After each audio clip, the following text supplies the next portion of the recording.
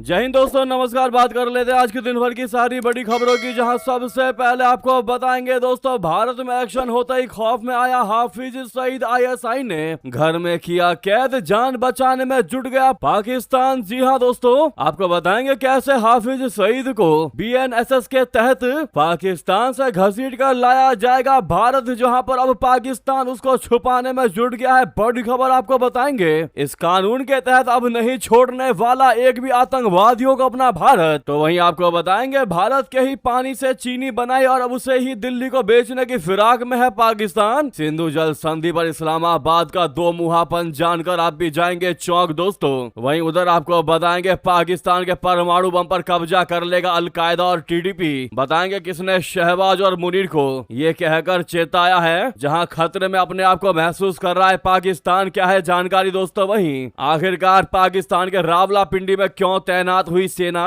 तो वहीं दोस्तों जैसा हमने आपको कहा था कि आप देखेगा तारिक रहमान आज नहीं तो कल, लेकिन इसी साल के भीतर भारत जरूर आएंगे। तो अब तारिक रहमान के भारत दौरे को लेकर नई तारीख का ऐलान हुआ है। बताएंगे कब आएंगे बांग्लादेशी पीएम तारिक रहमान भारत। एक से एक लेटेस्ट से लेटेस्ट अपडेट आपको बताएंगे, बस आप वीडियो के अंत तक बने रहिएगा। और खबरों में आगे बढ़ने से पहले मानते हैं कि अब पाकिस्तान में बैठे आतंकियों के सरगनाओं का अब खैर नहीं, अब इनको घसीट कर पट्टा बांध कर भारत लाया जाना चाहिए और इनको मौत की सजा देनी चाहिए। तो वीडियो को लाइक करके, चैनल को सब्सक्राइब करके, बेल आइकन दबा के कमेंट में जय हिंद कह दीजिएगा। बात करते हैं पहली सबसे बड़ी अहम जानकारी की, जहां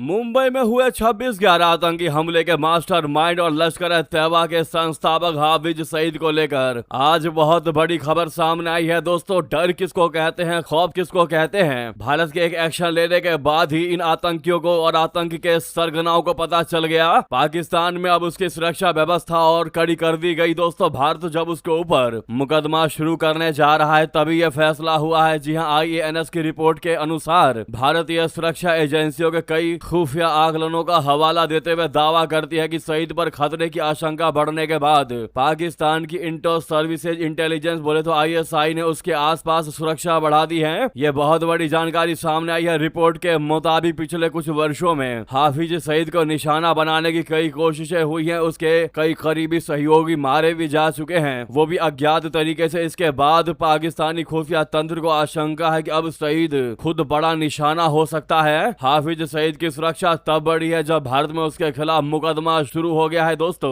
उसकी गैर मौजूदगी में मुकदमा चलेगा। रिपोर्ट के अनुसार एक खुफिया ब्यूरो अधिकारी ने बताया कि हालिया सुरक्षा समीक्षा के बाद हाफिज सईद के आसपास तैनात सुरक्षा कर्मियों की संख्या बढ़ा दी गई है। लश्कर-ए-तैयबा के जो लोग उससे मिलने पहुंचते हैं उन्हें भी कड़ी सुरक्षा जांच और स्क्रीन से गुजरना पड़ रहा है। रिपोर्ट में बताया गया कि हाल के महीनों में सईद को लेकर खतरे की धारणा कई गुना बढ़ी है। यही वजह है कि उसकी आवाजाही पर भी रोक कड़ी कर दी गई है। रिपोर्ट में दावा किया गया है कि ऑपरेशन सिंदूर और सईद को निशाना बनाने की कई कथित कोशिशों के बाद आईएसआई ने उसे बाहर निकलने से पूरी तरह रोक दिया है। एक अधिकारी के हवाले से कहा गया है कि ऑपरेशन सिंदूर और हाल के महीनों में उस पर हुए कई हत्या के प्रयासों के बाद आईएसआई ने उसके बाहर निकलने पर पूरे तरीके से रोक लगा दी है। इसका असर लश्कर-ए-तैयबा के संगठनात्मक कार्यक्रमों पर भी पड़ रहा है। सईद पहले आतंकी संगठन की ट्रेनिंग और कट्टरपंथ फैलाने वाले कैंपों में जाता था और वहां मौजूद कैडर को संबोधित करता था। अब कथित तौर पर उसे इन जगहों पर जाने की इजाजत नहीं है दोस्तों। हाफिज सईद की लोकेशन को लेकर भी बड़ा सवाल बना हुआ है। पाकिस्तान का आधिकारिक रुख है कि सईद 2019 से लाहौर की कोट लखपत जेल में बंद है, लेकिन आईएएनएस की रिपोर्ट में भारतीय सुरक्षा एजेंसियों के आकलन का हवाला देते हुए दावा किया गया है कि वो वास्तव में लाहौर के मोहल्ला जौहर इलाके में एक किलेबंद सेफ हाउस में रखा गया है। खतरे का स्तर बढ़ने पर उसे कथित तौर पर लाहौर के मियां मीर कंटोनमेंट इलाके में स्थित एक और बेहद सुरक्षित ठिकाने पर ले जाया जाता है। अगर ये आकलन सही है तो सईद की वास्तविक स्थिति को लेकर पाकिस्तान के आधिकारिक दावे पर गंभीर सवाल खड़े होते हैं। हाफिज सईद की सुरक्षा ऐसे समय में बढ़ाई गई है जब रिपोर्टों के मुताबिक लश्कर-ए-तैयबा अपने नेटवर्क को दोबारा मजबूत करने का प्रयास कर रहा है। ऑपरेशन सिंदूर के दौरान लश्कर के प्रमुख ठिकानों में शामिल मुर्दके का ट्रेनिंग सेंटर भी निशाना बना था। इसके बाद पाकिस्तान और पीओके में संगठन की बैठकों और ट्रेनिंग कैंपों की गतिविधियां फिर शुरू होने की बात सामने आई है। पहले सईद इन बैठकों में खुद पहुंचता था, वहां कैडर उसके भाषण सुनते थे और उससे दिशा निर्देश लेते थे।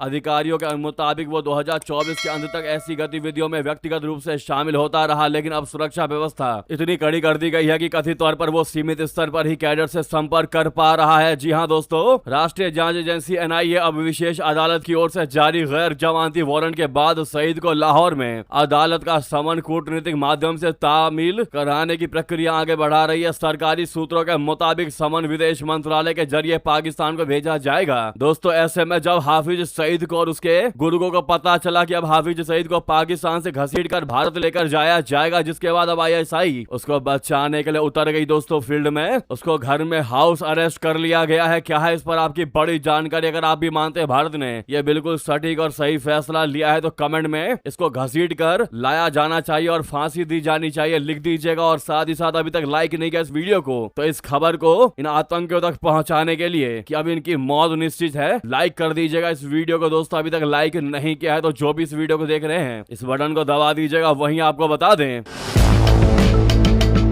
पाकिस्तान के सामने बहुत बड़ा खतरा, सिंधु संधि पर शहबाज के मंत्री का डर। कहा भारत दक्षिण एशिया में सबसे अहम है ये भारत। तो क्या होगा अब पाकिस्तान का? जी हाँ दोस्तों, क्या पाकिस्तान अपनी आवाज उठा पाएगा? बता दें, पाकिस्तान सरकार में मंत्री एहसान इकबाल ने सिंधु जल संधि मामले में भारत पर गलत रवैया अपनाने का आरोप लगाए हैं। इकबाल का कहना है कि भारत ऊपरी देश और वहां से नदियां बहकर पाकिस्तान में आती हैं। इसका फायदा उठाते हुए भारत पानी को पाकिस्तान के खिलाफ हथियार बनाने का प्रयास कर रहा है। एहसान इकबाल ने यह भी कहा है कि दक्षिण एशिया में चीजों के सही चलने और स्थिरता के लिए भारत की भूमिका अहम है। एक कार्यक्रम में एहसान इकबाल से भारत के सिंधु जल संधि को निलंबित करने के फैसले पर सवाल हुआ था। इस पर शहबाज शरीफ की सरकार में प्लानिंग डेवलपमेंट मिनिस्टर एहसान इकबाल ने कहा कि पाकिस्तान के सामने अब यह खतरा साफ है कि भारत जरूरत के समय पानी रोकने के लिए पानी को हथियार के तौर पर इस्तेमाल कर सकता है। पाकिस्तानी मंत्री एहसान इकबाल ने कहा कि क्षेत्रीय स्थिरता खास तौर से दक्षिण एशिया में शांति के लिए भारत अहम है। उन्होंने कहा कि भारत दक्षिण एशिया के बिल्कुल केंद्र में है, बाकी सभी देश इसके आसपास हैं। ऐसे में दक्षिण एशिया के कामकाज के लिए भारत की भूमिका बहुत ज्यादा अहम है। भारत को ऐसे कदम नहीं उठाने चाहिए जो स्थिरता के लिए खतरा बने। एहसान इकबाल ने सिंधु संधि के मामले में लगातार भारत पर कई आरोप लगाए हैं। बीते साल अगस्त में पंजाब में बाढ़ के लिए उन्होंने भारत को जिम्मेदार ठहराया है। इकबाल ने तब कहा था कि भारत पानी को हथियार की तरह इस्तेमाल कर रहा है। भारत के रावी और सतलुज नदियों में पानी छोड़ देने के वजह से पाकिस्तान के पंजाब और पीओके में बाढ़ आई है। जी हाँ, जैसा कि आप शशांक मट्टू नाम से इस ट्वीट को देख पा रहे होंगे दोस्तों। वहीं साथ में जानकारी ये भी है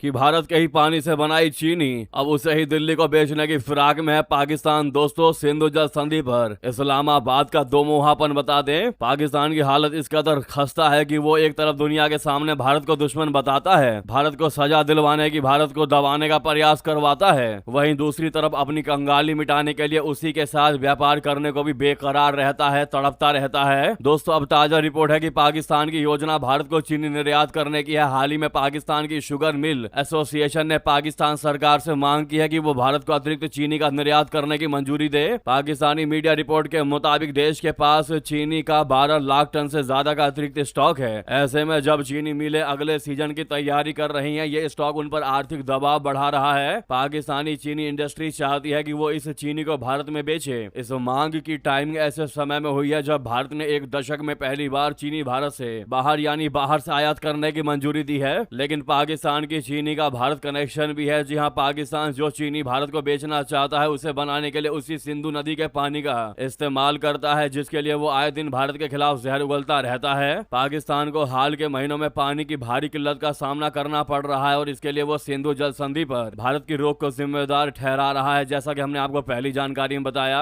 अब आप ही सोचिए दोस्तों, भारत के ही पानी से चीनी बनाकर भारत को ही बेचने की कोशिश में है पाकिस्तान, और पाकिस्तान को लगता है कि भारत उसका चीनी खरीद भी लेगा। तो उसको पता होना चाहिए कि भारत महंगा चीनी दूसरे देशों से खरीद सकता है, लेकिन अपने स्वाभिमान के साथ खिलवाड़ नहीं कर सकता। जी हाँ दोस्तों, क्या है इस मुद्दे पर आपकी राय? अवश्य कमेंट कीजिएगा। क्या पाकिस्तान से चीनी खरीदना चाहिए भारत को? आपकी क्या है राय दोस्तों? कमेंट करके बताइएगा। तो वहीं आपको बता दें,